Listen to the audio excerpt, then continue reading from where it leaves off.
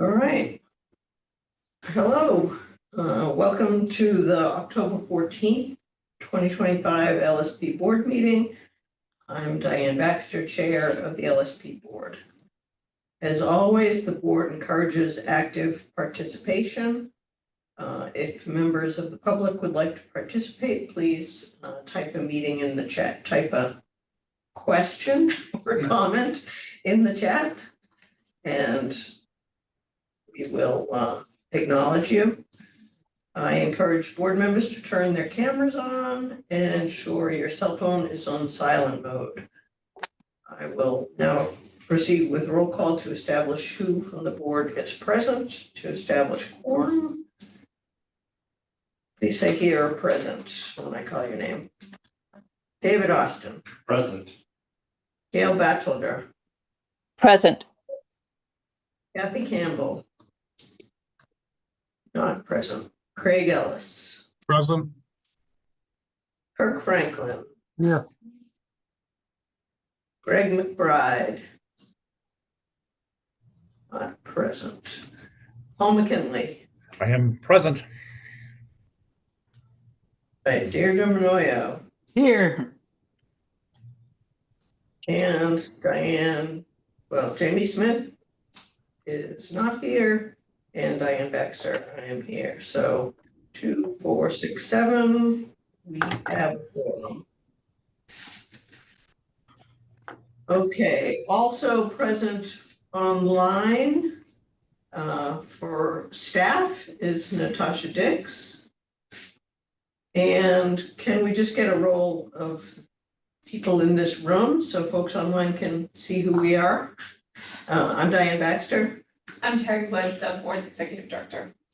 Matt Line, board investigator and CE coordinator.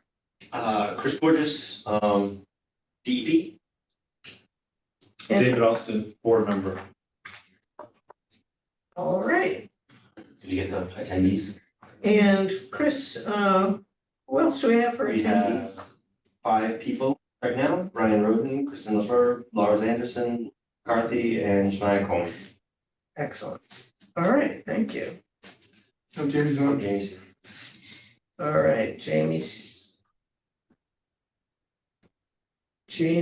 is here. Oh, yeah, there he is. All right, so first up is the Continuing Education Committee. Could I turn it over to you, David, to run that? Sure, starting the continuing ed committee meeting at 12:04. Any announcements or agenda changes? If not, approving the meeting minutes from last month, September. I move to approve the minutes. Second. Any comments or edits on the minute meetings? Okay, so a yes is approving the minutes from last month. Diane, Yes. David's a yes. Craig, Yes.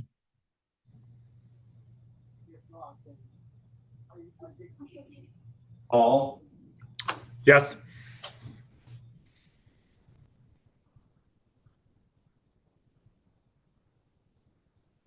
JC, I'm you. Did you get Paul, yes? I got your yes. Paul, I got you. Deirdre's on mute. Deirdre's on mute. I didn't hear my name, but I'm, yes. Oh, yeah, sorry. Gail Yes. and Jamie Yes. and Kathy. Yes. Excellent, thank you. Perfect, We yeah. have two- Yes, I heard some mumbling. Perfect. Yeah. Yes, thank you. There's 2 new course approval requests. One is MOA Remediation Strategies and Technologies Workshop, 5.5 technical credits for each offering in person. I make a motion to approve. So second, sorry. Any comments or edits or discussion on the offering? So yes is approving, the course. Diane, Yes. David's a yes. Craig, Yes. Kirk, Yes. Paul, Yes. Phaedra, yes, Gail, Yes. Jamie, Yes. and Kathy. Yes. Thank you.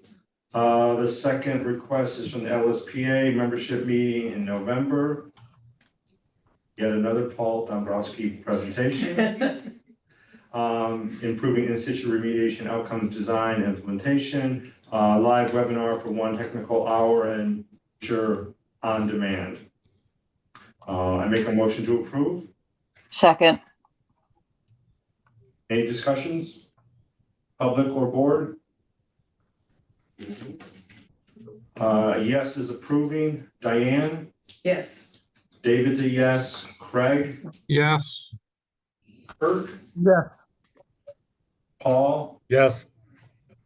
Deirdre, yes, Gail, Yes.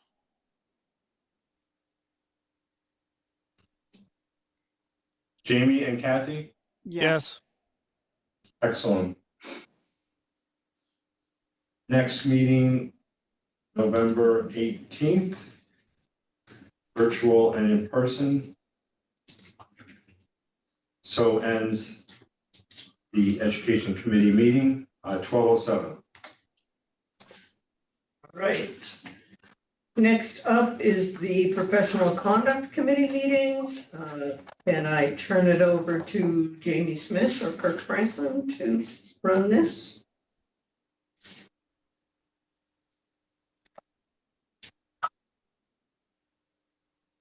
Jamie? Is Jamie on mute? Oh, sorry. Yeah, sorry. Just give me one moment here. Okay, no problem.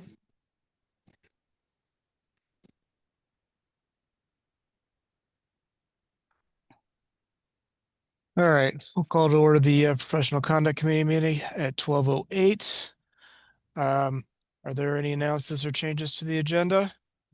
I have an addition to the agenda under old business. I have a subpart B update regarding case 05C07. Great. Thank you. So noted. Viewing the draft minutes from September 9th, any comments or a motion to approve as written? Motion to. I motion to approve. Go ahead. Okay. Going through the roll call, a yes is approving the minutes. David, Yes? Diane, Yes. Gail, Yes. Kirk, Yes. Craig, Yes. Paul, Yes. Deirdre, yes, Kathy, Yes. and Jamie is a yes. Minutes are hereby approved. Okay, moving right into old business then, I will turn it over. I'll give an update on the active case list. There are 2 open cases. First one. Sorry. The first one is 08C02. And the CRT is scheduled to interview LSP on November 3rd. The second case is 24C02. The LSP in this case is actively seeking counsel. And is trying to see if there is insurance coverage for that counsel. So I have informed the LSP that we are planning to present the case in November. Whether we had presented an early settlement agreement to the LSP, and if that isn't agreed upon, then we'll present a CRT report. The only change would be if there's some more reasonable delay and seeing if they can get the counsel in place, but otherwise, hopefully we'll be able to go forward next month. Great. Any questions or comments from the board on the active cases?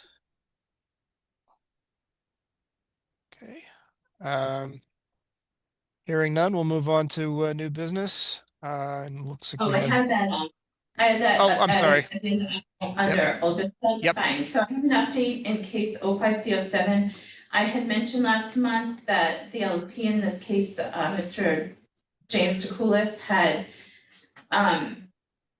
asked the US Supreme Court to intervene in the case, and the Supreme Court has denied the request for a writ of certiorari, so the case is done. There's no more avenues of appeal.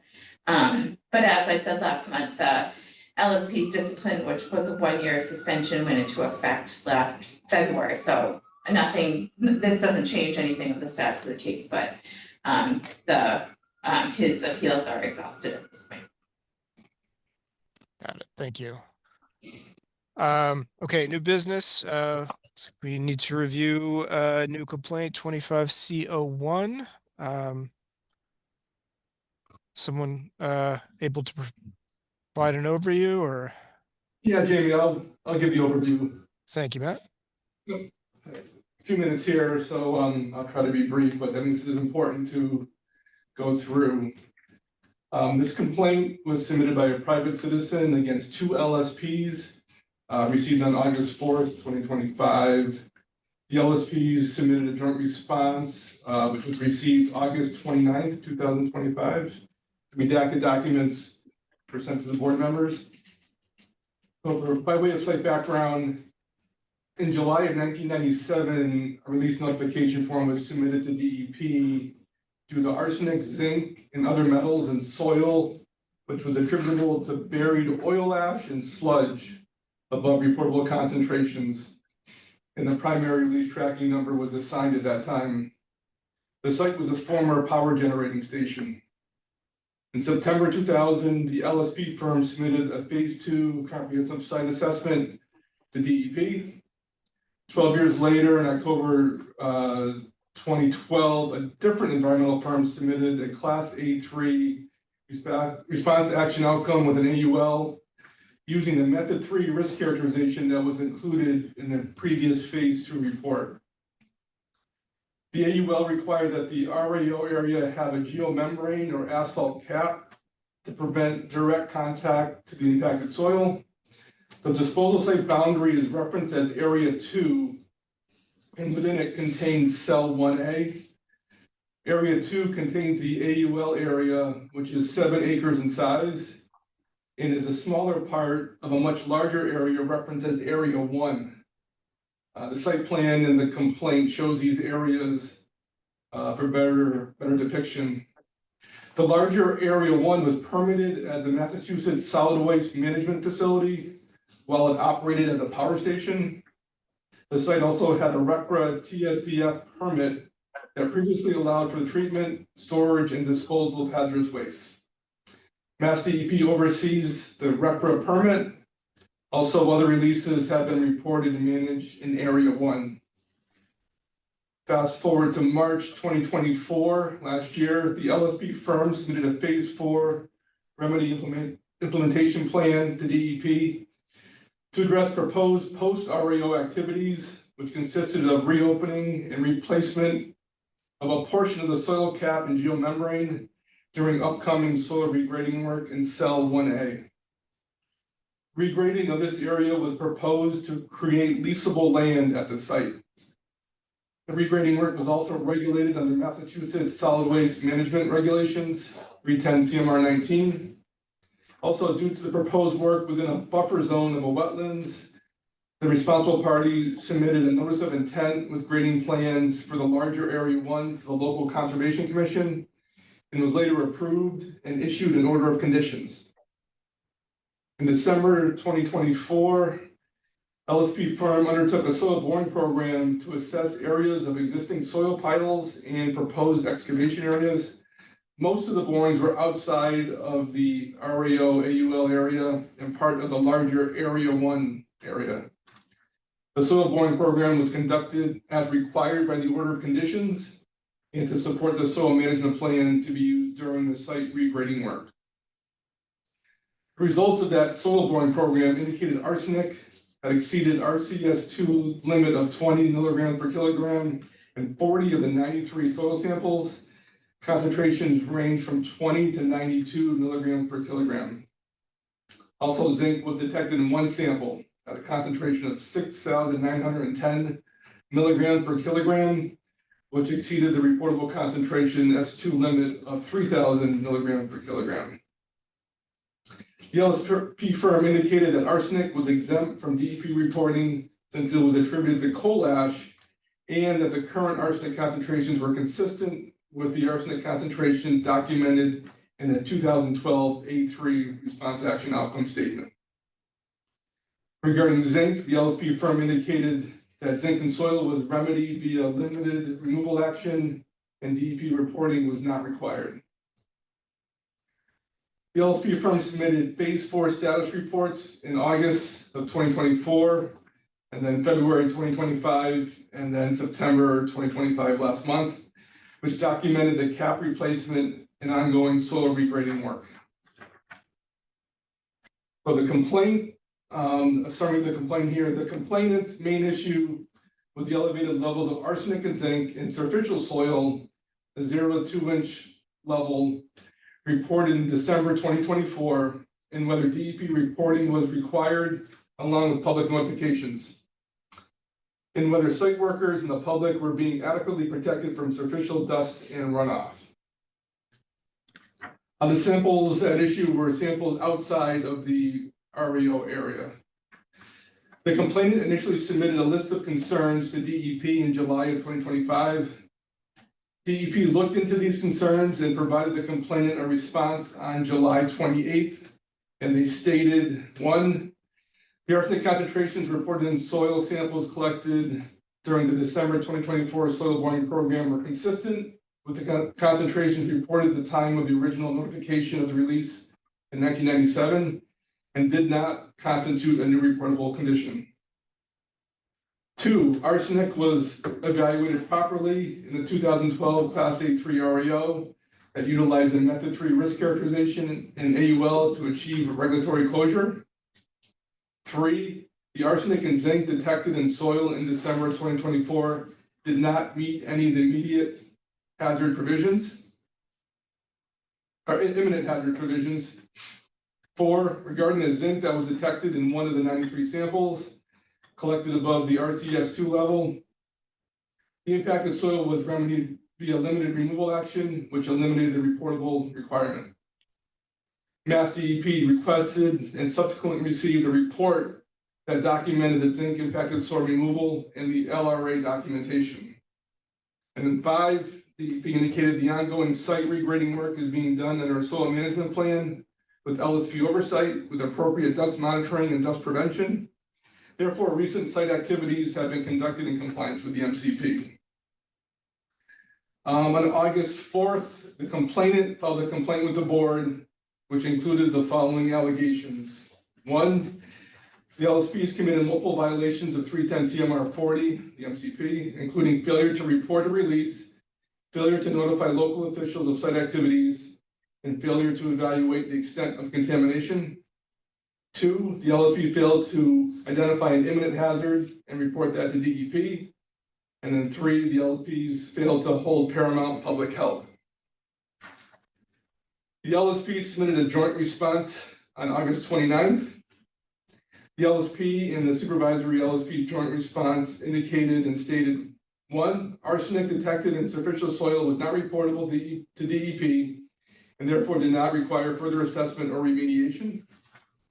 2, the zinc detected in superficial soil was successfully addressed in a limited removal action, which eliminated the need to report to DEP.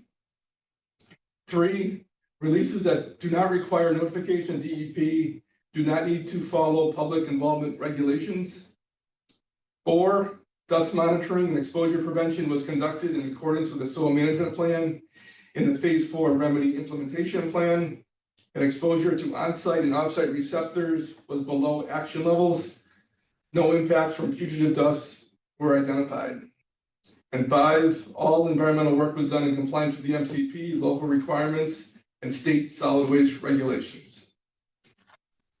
That's a summary of the complaint in the background. I'm here to answer any questions. If not, I'll send back to the board for action levels.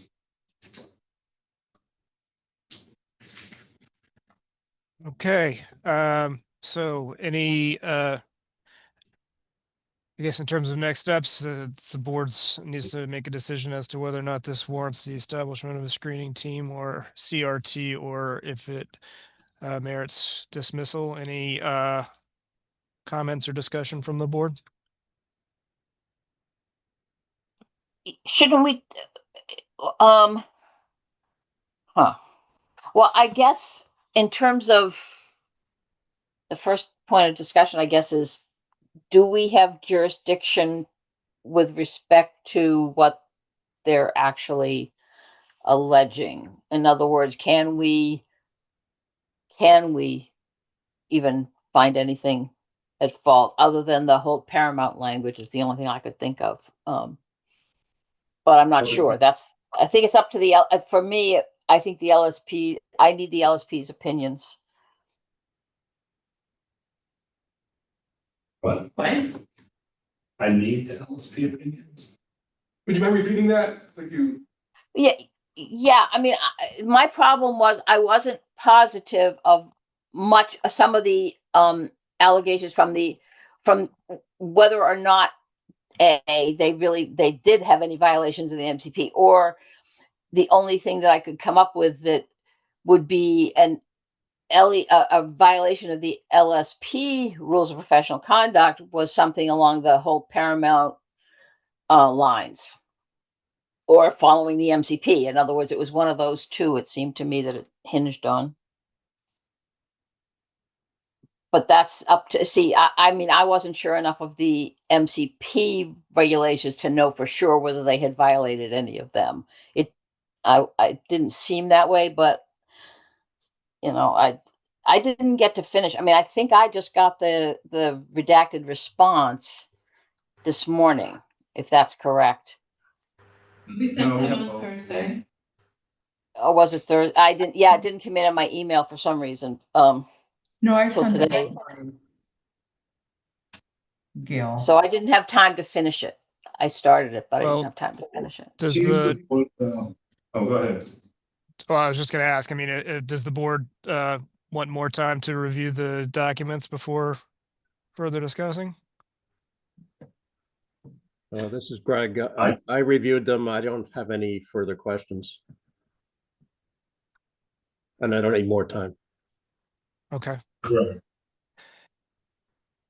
I was gonna say that it seems to boil down to, was the arsenic a new reportable condition in the context of an MCP site and an adequately regulated solid waste site? And the LSPs seem to have answered it, and I think it's a matter of the board to a screening team, CRT, to look at the documents and try to answer those questions. It was my opinion that a screening team might be the solution to figure it out a little bit more.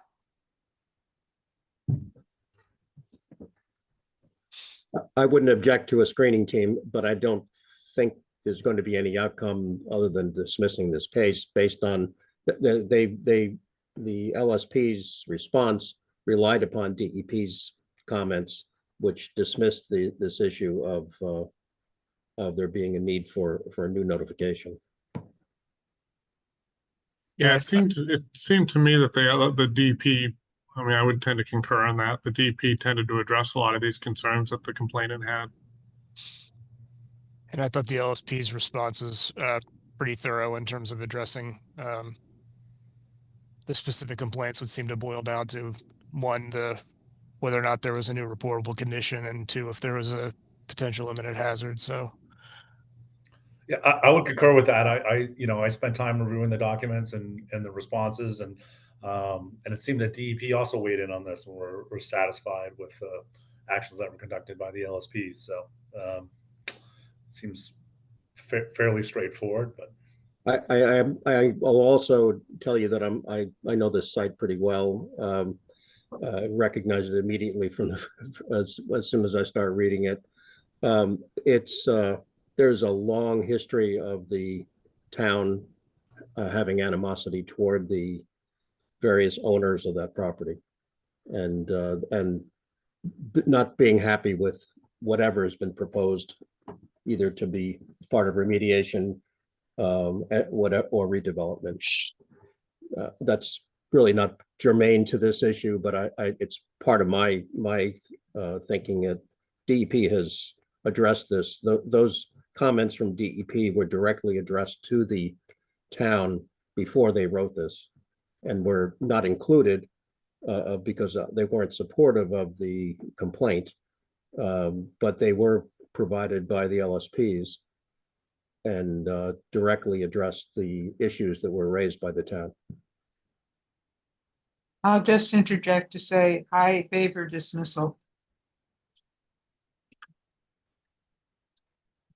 Okay, so I think we're either looking at a screening team or a motion to dismiss. If anyone wants to make a motion for one or the other. I move to dismiss. I second. Any further discussion?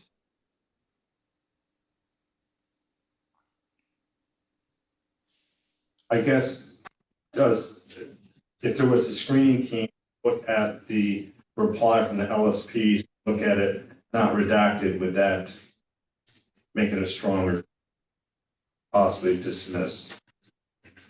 Or, My only concern is to be, to be respectful of the complainant because it's the public kind of thing. But what the discussion that just happened was sort of supporting what I was thinking on my own, it is a case that would normally be dismissed. I'm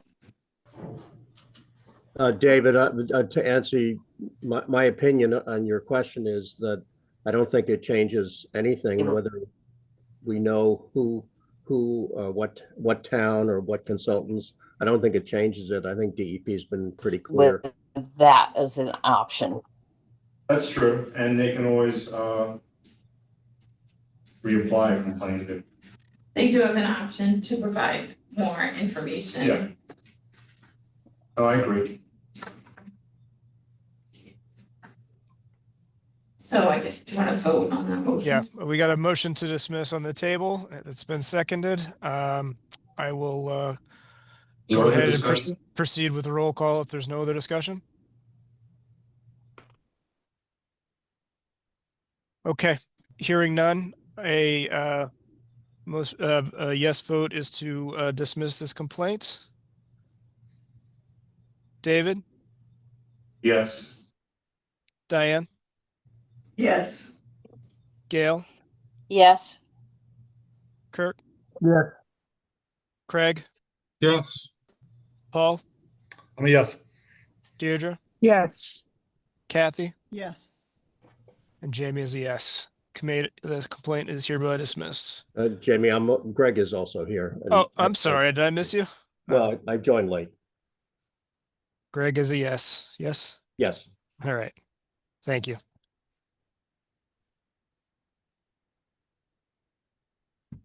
Okay.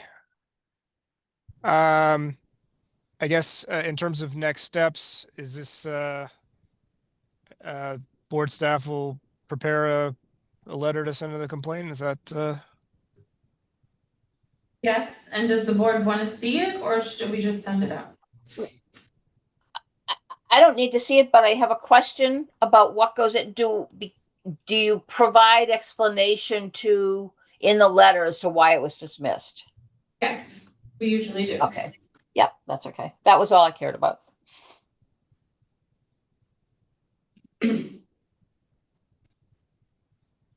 okay? Any other new business to discuss? No.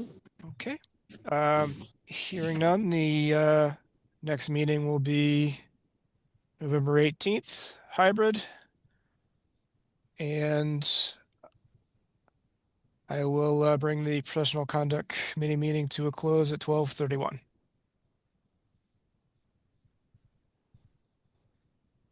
All right, that brings us to the board meeting calling to order at 12:31. I do not have any announcements. I don't have this. Okay, any changes to the agenda? No. Okay. So draft minutes, I guess I move to approve draft minutes. Barring any comments on them, draft minutes from the September 9th, 2025 meeting. Second, All right, any comments? Okay, yes is to approve the minutes. David, Yes. Gail, yes. Kathy, Yes. Craig, Yes. Kirk, Yes. Greg, Yes. Paul, Yes. Deirdre, yes, Jamie, Yes. and Diane is a yes. Okay. Decisions regarding licensing of applicants, section A, application review panel docket. Matt, can you report out? Yep, we have one new applicant to consider. Chris is gonna open up the docket. Michael Mendez, number 8304. ARP number 355, which was members Austin, Baxter, and Franklin. This applicant is a standard track candidate, Bachelor of Science degree in 2009, Master's in 2011, both in environmental engineering. Applicant claimed 13 plus years of total experience, with 8 plus years of that being relevant professional experience. The ARP met last week on October 9th to review and discuss the application. The ARP felt that the applicant had a strong application with good experience with a diversity of contaminants. The references were good and further highlighted her decision-making experience. The ARP recommended that Ms. Mendez be approved to take the exam. All right. I move that the recommendation for approval, I guess that we recommend to approve. Second, All right, any comments? All right, David, Yes. Gail, Yes. Kathy, Yes. Craig, Abstain. oh, great. Kirk, Yes. Greg, Yes. Paul, Yes. Deirdre, yes, Jamie, yes. and Diane is a yes. Okay, next up, renewal applications. Natasha, could you report out? Yes. So we have currently 7 listed on today's docket for approval. Thanks. Okay. Motion to so- approve docket number 1. Second. Okay. I will, let's see, yes. Yes approves. David, Yes. Gail, Yes. Kathy, Yes. Craig, Yes. Kirk, Yes. Greg, Yes. Paul, Yes. Deirdre, yes, Jamie, Yes. and Diane is a yes. That was renewal docket 1. We have renewal docket 2 for a previously lapsed candidate. Motion to approve renewal docket number 2. Second, Okay, yes approves. David, Yes. Gail, yes. Kathy, Yes. Craig, Yes. Kirk, Yes. Greg, Yes. Paul, Yes. Deirdre, yes, Jamie, Yes. and Diane is a yes. Okay, next up is renewal status report. Matt? Yep, so there's a total of 14 LSPs on the renewal list with the October 30th expiration dates. 7 were approved just recently, moments ago, and that leaves 7 more due by the end of the month. All right. Other renewal related matters? I think None. no. Okay, other licensing related matters, scheduling of future ARPs. Matt, can you report? We received a new application this past month. So we need an ARP to serve. It's Lars Andresen from Tang and Bond. That's the ARP number 358, looking for volunteers.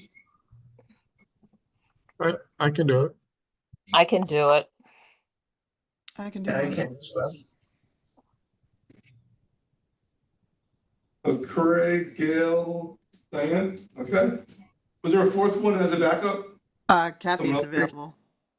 Okay, I'll put you down as a backup in case something happened to the other 3. Thank you. Okay, inactive status report. Natasha? Yes, so currently we have 4 on inactive status. Total number of active would be 408. And for annual fees, nothing to report at this time. All right. That brings us to exams. Matt, could you give us the exam update? Yep. As I mentioned at the last meeting, the first round of the new exams were administered at DEP Worcester on September 4th. We had 6 examinees who took the exam and 5 had received passing scores. Those 5 new LSPs are Lauren Brown, Jennifer McKechnie, Matthew Tate, Jessica Engelhardt, and Jane Parkin Coleman. So congratulations to those 5 new LSPs. Next round of exams are scheduled next week at DEP Worcester, October 21st and 22nd. And 17 examinees are scheduled over those 2 days. Also, I wanted to give a special thank you to the exam committee members, outside volunteers and staff who put the new exam together and conducted the cut score workshop. It was about a 1.5 year long process with many, many meetings. Thank you to Gail Batchelder, the chairperson, David Austin, Paul McKinley, Ray McBride, Kirk Franklin, John Fitzgerald, Joseph Spencer, and Chris Borges. Thank you. Yes, thank you. That was a lot of work. So definitely much appreciated. All right, continuing education committee, David, could you report out? Sure, we met today and approved the meeting minutes from last month, September, and we approved 2 new course offerings. And the next meeting will be November 18th. All right, thank you. Jamie, could you give us the professional conduct committee report? Yeah, we met today, approved the last month's minutes, reviewed the 2 outstanding cases, received an update on a now closed case, 05C07, and discussed a new complaint, which the board then voted to dismiss. All right, thank you. All right, regulations committee, Terry?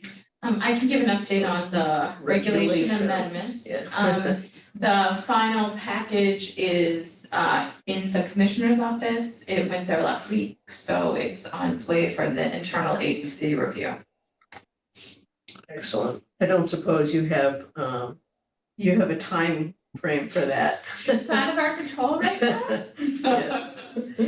hopefully the final package is pretty much the same as the initial one, except for some typo, that kind of thing, so theoretically, it should move fast, but you don't know. Felt I had to ask. Yeah. Okay, application forms, Terry?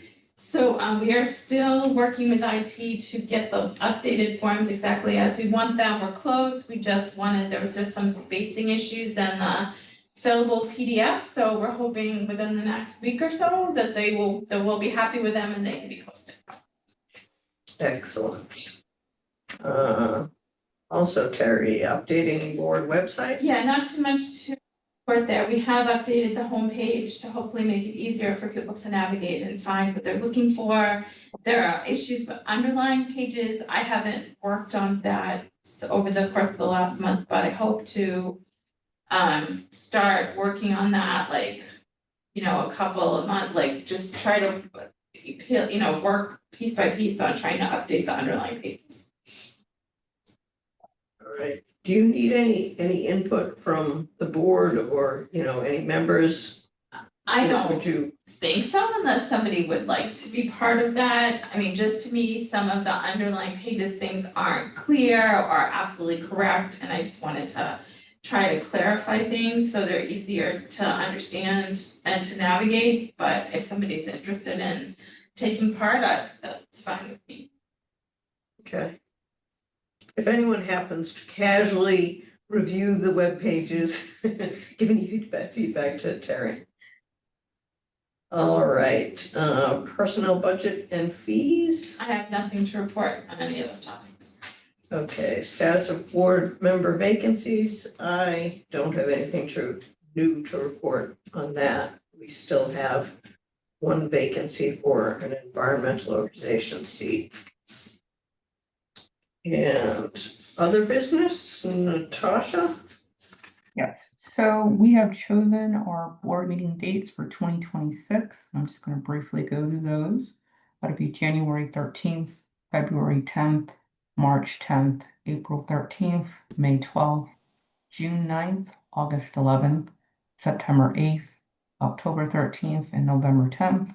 Please keep in mind during the months of July or December, we don't hold board meetings, and save the date calendar reminders will go out later this year. Great, and those are still, is it second Tuesday of the month? Yes. Great. All right. Our next meeting is November 18th, okay, thank you. And Dermot, I think my clock is a couple minutes slow from prior, so what do we have here? 12:44, I need to fix my watch. All right, thanks. Thank you. Bye. Thank you, everybody. Thank Take you. care. Thanks, everyone. Everyone.